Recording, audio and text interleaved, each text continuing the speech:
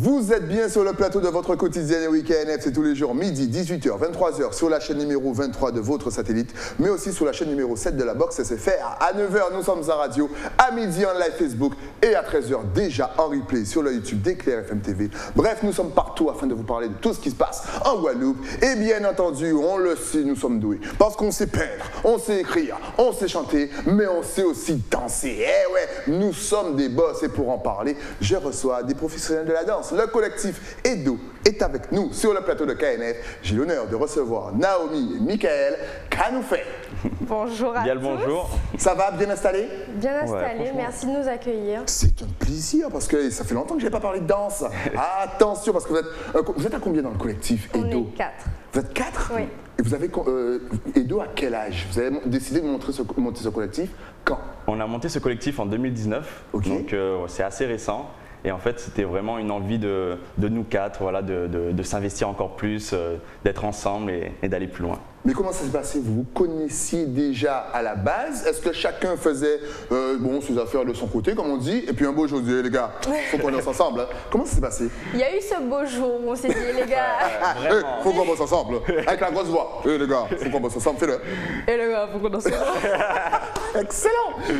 Non, mais avant ça, en fait, on a commencé notre parcours au sein de l'association Correspondance, D'accord. qui nous a porté de la 6e, qui nous porte encore maintenant. Ouais. Et donc dans les classes APA, classe à projet artistique et culturel, Ok. donc au collège Alexandre Macal de Saint-François. On a commencé à danser ensemble dans des projets, on a rencontré beaucoup d'artistes, on a rencontré beaucoup de compagnies professionnelles et on a évolué dans tout cet engouement autour de la danse et des projets artistiques. Et ensuite, on a continué au lycée, on a continué encore et encore avec l'association. Et au bout d'un moment, on s'est dit, et les gars. Faut qu'on danse ensemble. Hein. Et du coup, de là, le correspondant a dit, qu'est-ce qu'on fait? Et on s'est dit, on va monter un collectif. C'est vrai que ça s'est concrétisé lorsqu'il y a eu l'appel à projet de l'archipel scène nationale de la Guadeloupe. Ouais. Un appel à projet pour une création jeune public et art de la rue. Ok. À ce moment-là, on s'est dit, il faut qu'on trouve un nom, il faut qu'on crée un spectacle, devient concret, etc. Ça devient concret. Donc de là, on a créé le collectif Edo et on a créé le spectacle Densité. Ok. Et pourquoi Edo? Edo, en fait, ça a tout de suite parlé, parce qu'en fait, c'est le diminutif de hédonisme. Ok. Donc voilà, un système de pensée autour de la quête du plaisir, en évitant les formes de souffrance. Et en fait, pour nous, on a voulu s'accaparer de cette définition. Pour le plaisir, pour nous, c'est danser, c'est partager, c'est être ensemble, rencontrer, pouvoir échanger. Ouais. Et du coup, là, on s'est dit, Edo, en plus, ça sonne bien, Edo, c'est rapide. Et voilà. Mais c'est fou, vous avez vu comme nos jeunes sont intelligents, genre Edo, non, c'est juste le nom. Non, c'est l'hédonisme, vous savez, le partage, c'est beau. Mais sur le plan personnel, vous avez commencé à danser à quel âge? Toi, par exemple, tu as commencé à quel âge? Pourquoi? Et qu'est-ce qui t'a inspiré? Qu'est-ce qui t'a plu dans l'univers de la danse? J'ai commencé la danse à l'âge de 3 ans. Ah ouais? J'aime bien qu'on me dise, j'ai commencé à l'âge de 3 ans. Genre, vous vous souvenez, moi, je me rappelle de rien à 3 ans. Je devais manger, boire, rôter, péter.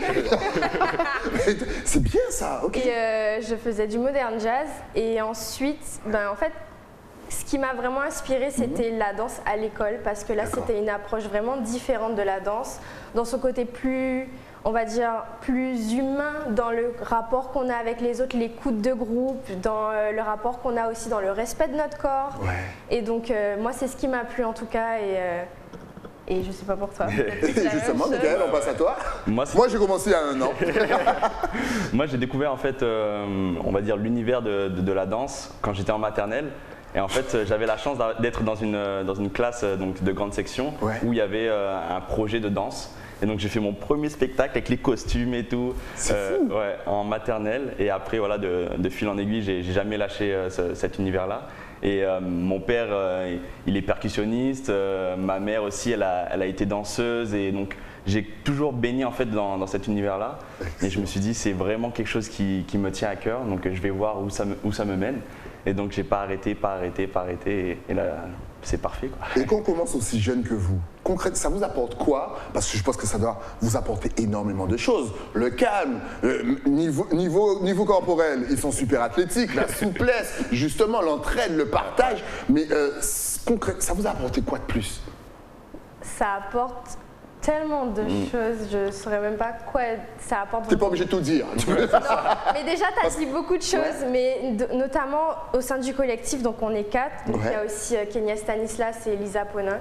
Et c'est vrai que pour nous, ça nous a permis vraiment de savoir ce qu'on voulait, dans le sens où on savait qu'on avait envie de rester en Guadeloupe, qu'on avait envie de créer ici. En fait, ça nous a... Je sais pas, ça nous a posé vers un ancrage de se dire la danse, ça nous permet ci, ça nous permet ça. Et en tout cas, nous, ça nous a permis de savoir véritablement qu'on avait envie de rester en Guadeloupe et qu'on avait envie de partager notre art, vivre de notre passion, en tout cas, ici. C'est beau parce qu'effectivement, on est très fort au niveau danse. On a les Gamal, on a les Twins, même s'ils sont grandis là-bas et qu'ils sont allés à gauche. Mais c'est vrai qu'on a plein de capacités, mais on a l'impression aussi que c'est pas abouti parce qu'il n'y a pas ce côté professionnel. C'est beau de dire que vous voulez rester en Guadeloupe parce que les danseurs sont obligés de partir pour pouvoir se professionnaliser. Qu'est-ce qui manque justement en Guadeloupe et quelle est votre vision sur la danse ici en Guadeloupe, qu'elle soit contemporaine, moderne, jazz, classique, hip-hop, urbain?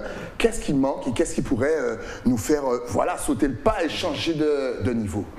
Bah, en fait, après le lycée, donc quand on a eu tous cette volonté de continuer, on s'est dit bon, là, on a fini le bac, qu'est-ce qu'on fait? Comment ça se passe? Donc là, on a commencé à chercher comment on pouvait, je sais pas, essayer d'aller plus loin dans la danse. Est-ce qu'il y a des formations? Est-ce qu'il y a des diplômes? Donc on a vu qu'il y avait le diplôme de professeur de danse. On s'est dit bon, c'est déjà une première étape, on est content, au moins on peut rester pour le moment sur le territoire. Donc voilà, on a fait ça, on est allé sur cette formation-là. Donc le diplôme de professeur de danse avec aussi l'examen d'aptitude technique. Donc là, c'était vraiment pendant une année, on avait des cours, de la théorie, donc franchement c'était génial. Après, en termes de après justement, on s'est dit bon, maintenant il y a quoi? Et en fait, c'est par rapport à notre vision des choses. On ne voulait pas ni partir parce qu'on voulait s'attacher s'ancrer sur notre territoire. On se disait, bon, partir c'est aussi un déchirement, c'est aussi s'éloigner, est-ce qu'on est prêt? Est-ce que du coup pour nous ça nous convient? Donc on s'est dit non, on va essayer de rester sur notre territoire, de construire, de faire avec ce qu'on a ici. Et justement, c'est par la rencontre, par les échanges, les masterclass qu'on a pu se former et pouvoir s'épanouir dans notre corps, dans notre gestuelle. Et voilà. Surtout qu'on le voit, il y a beaucoup de photos à l'extérieur. Donc en plus, avec le paysage de la Guadeloupe, vous pouvez faire des tableaux de ouf. Et surtout... Et justement, ben vas-y. Hey, Naomi, regardez-moi ça. Regardez-moi ça, c'est une folie. Je faisais ça aussi quand j'étais jeune. Maintenant, je ne peux plus. Maintenant, je reste assis sur mon tabouret.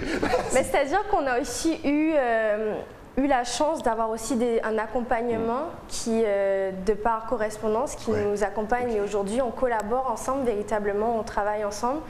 Et on a eu aussi l'accompagnement du dispositif Rhizome de Delphine Kamal, qui est de la compagnie La Mangrove.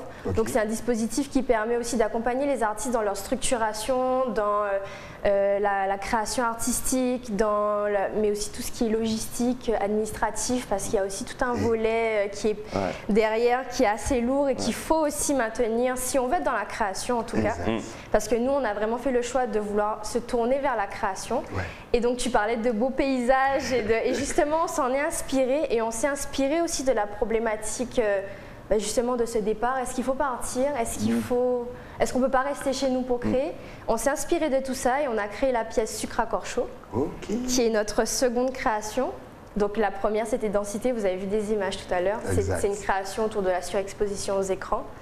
Et là, Sucre à corps chaud, ça parle vraiment de notre expérience sur cette idée de partir ou non, parce qu'on sait qu'il y a plein de dispositifs qui permettent, de faciliter les départs, de pousser notre jeunesse à partir, etc.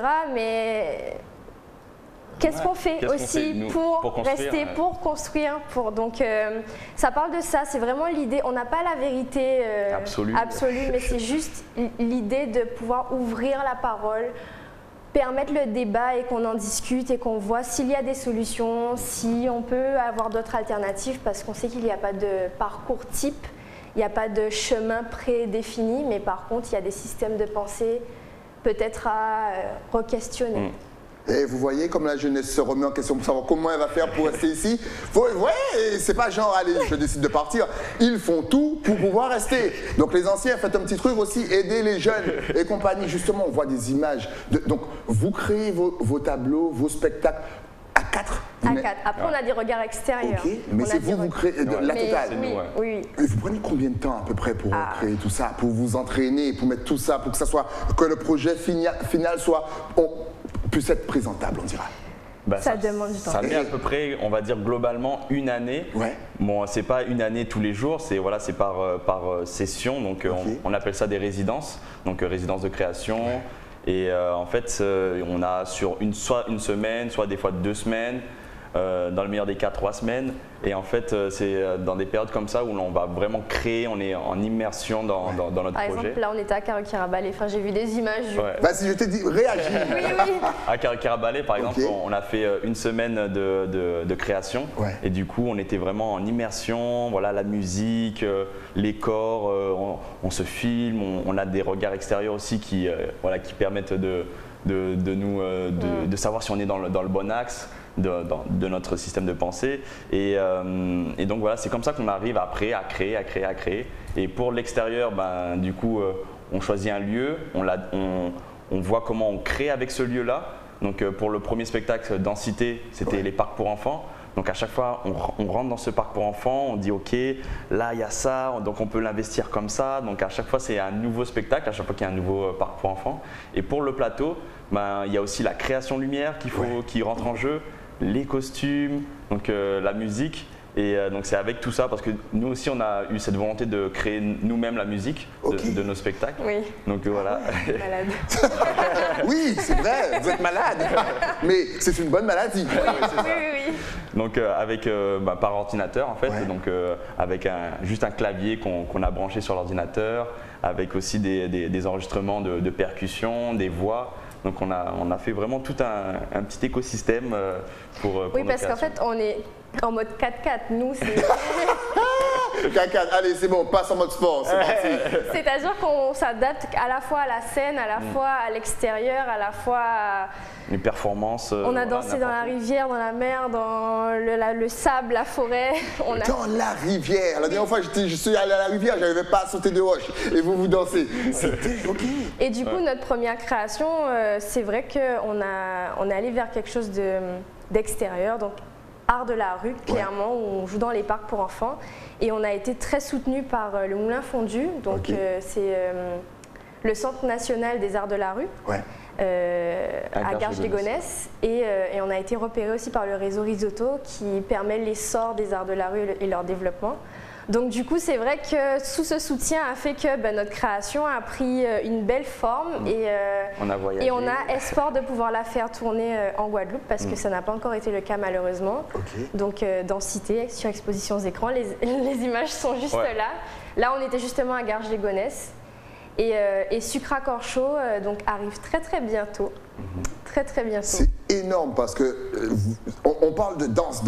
Vous les voyez, vous dites bon, ils doivent s'entraîner le soir, mais il y a plusieurs métiers réunis encore une fois. La création musicale, la création des tableaux, l'entraînement qu'ils doivent faire eux, le jeu de lumière, ça c'est un métier aussi les gars. Ensuite vous faites la musique aussi. Bref, ils gèrent tout. Tout ça, ce sont des métiers. En gros, ils font une dizaine de métiers à deux. Bon, après, on n'a pas la prétention de dire qu'on fait la création lumière nous-mêmes. Non, mais vous gérez quand même la lumière.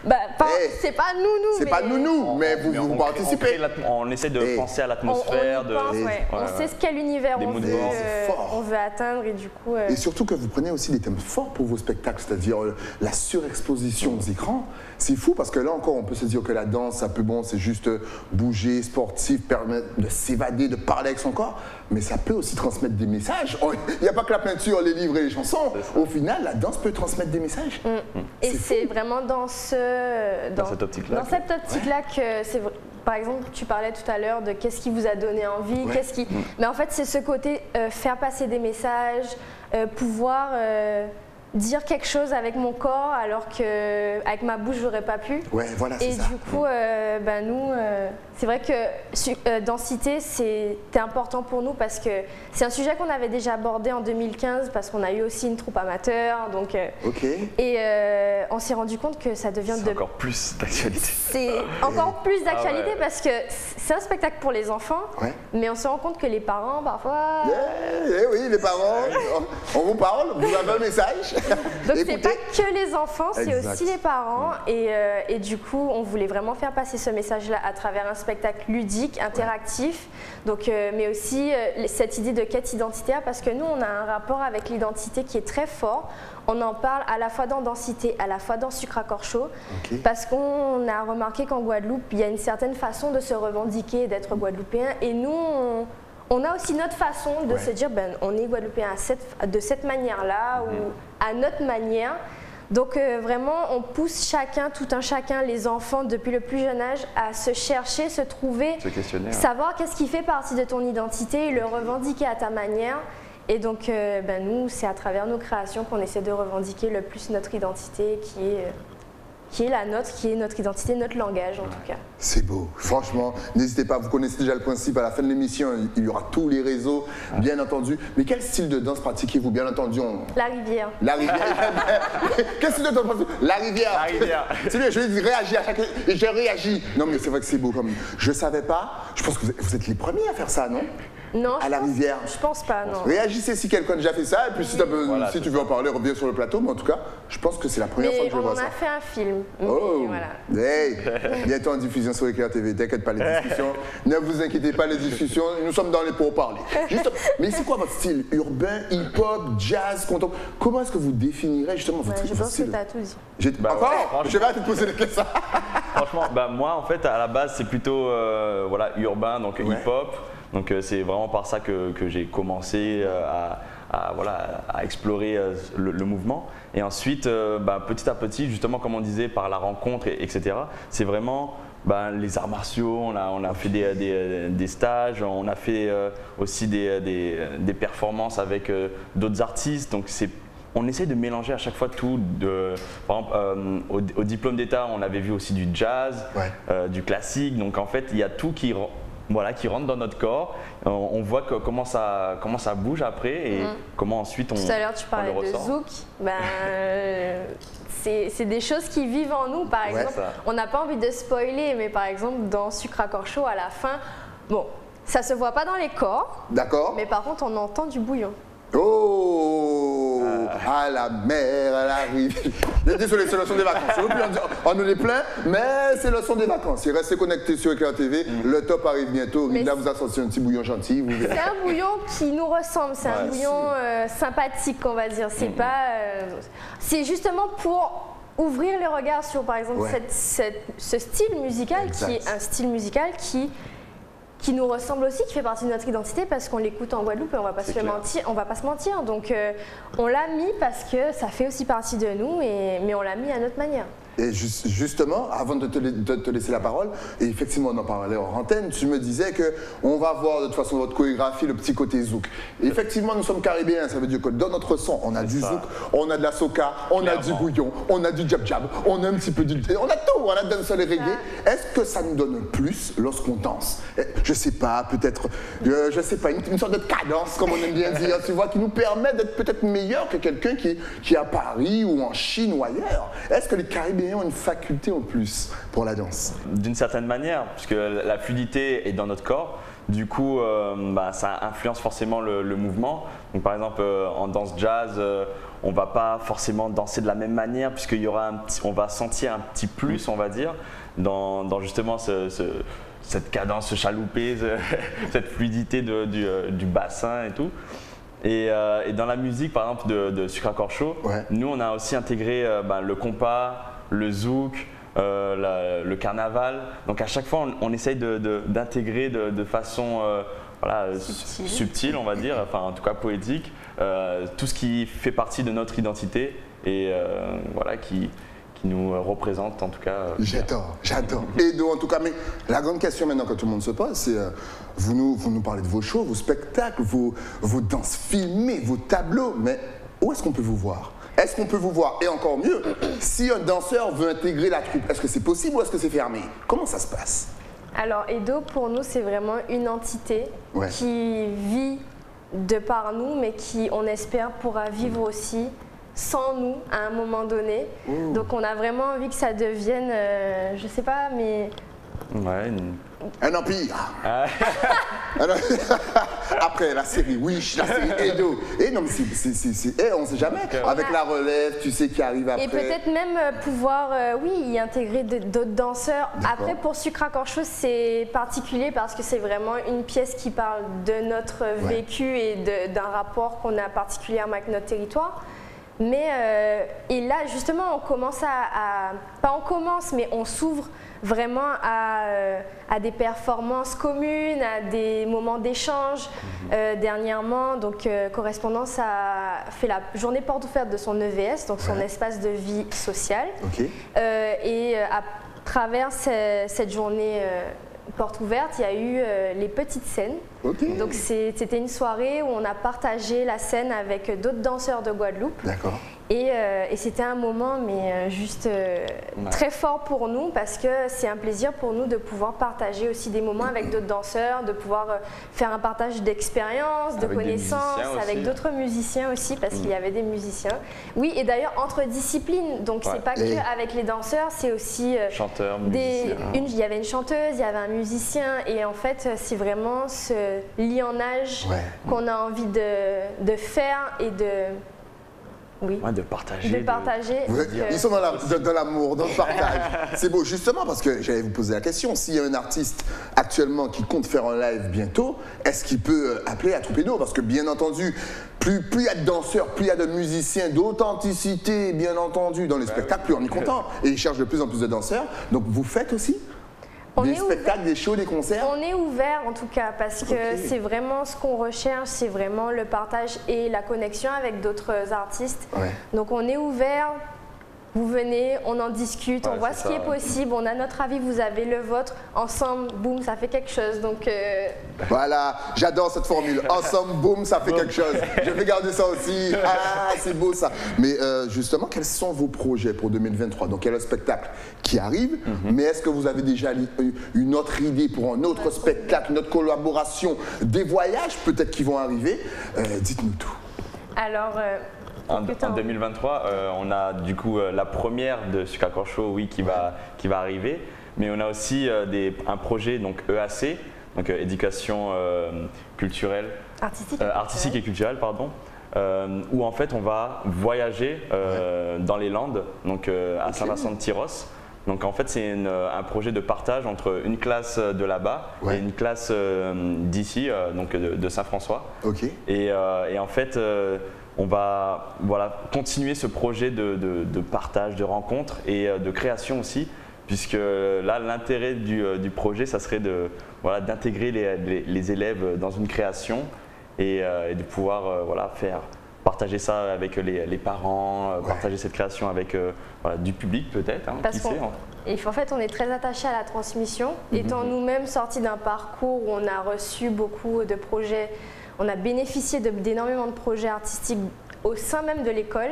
Avec Correspondance, on fait aussi la même démarche. Donc Correspondance a un dispositif en chemin vers la danse où on va dans les écoles, nous on est intervenants, on va dans les écoles et on initie la danse aux élèves donc, autour d'un projet. Donc c'est vraiment un projet de classe où les élèves vont passer du regard de spectateur, où ils vont voir un spectacle au rôle de danseur, puis de chorégraphe, parce qu'ils vont créer aussi.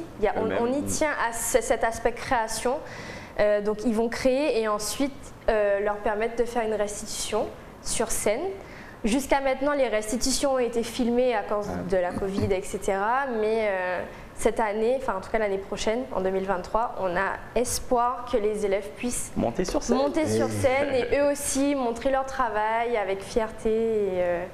Et c'est excellent. excellent. J'adore les mots création et transmission, surtout quand on en a là-dedans. Donc, faut créer, faut créer. Donc, mais est-ce qu'il y aura aussi des échanges entre, je sais pas, Saint-Martin, la Martinique, Guyane ou même Jamaïque, sachant qu'ils dansent bien? Vous avez parlé de carnaval.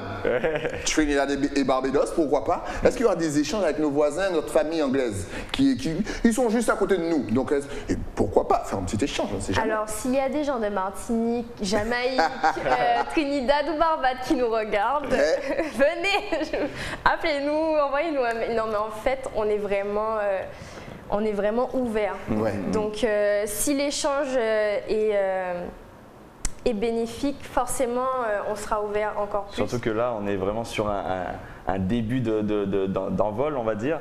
Et du coup, là, c'est à partir de maintenant que on va justement chercher, ok, là, il y a ça à faire, là, il y a ça à faire. Dernièrement, on avait fait une rencontre avec un artiste danseur aussi, martiniquais, qui nous demandait, oui, est-ce que vous êtes disponible à cette date-là pour faire ça? Donc, nous, on était chaud, sauf que du coup, on avait notre spectacle qui va tomber. Donc là, ça coupe un peu. Mais en fait, voilà, c'est comme ça que ça peut se faire. On discute, hop, on échange. Est-ce que là, à telle date, c'est possible?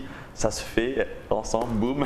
Et ensemble, et boum. On va garder ça pour nous. Après, en dehors du collectif Edo, on est aussi danseurs-interprètes dans différentes compagnies. Okay. Donc, par exemple, nous, on fait partie de la compagnie La Mangrove avec laquelle on a différents projets. Moi, je suis dans la compagnie Empreinte. Okay.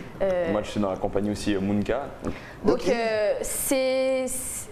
être dans d'autres compagnies aussi, ça nous permet aussi de voir d'autres choses, de vivre d'autres expériences en dehors du collectif, donc de se développer aussi un peu personnellement, chacun de son côté, mais toujours en restant avec cette union qui fait notre force finalement. Et oui, donc après personnellement, on a aussi d'autres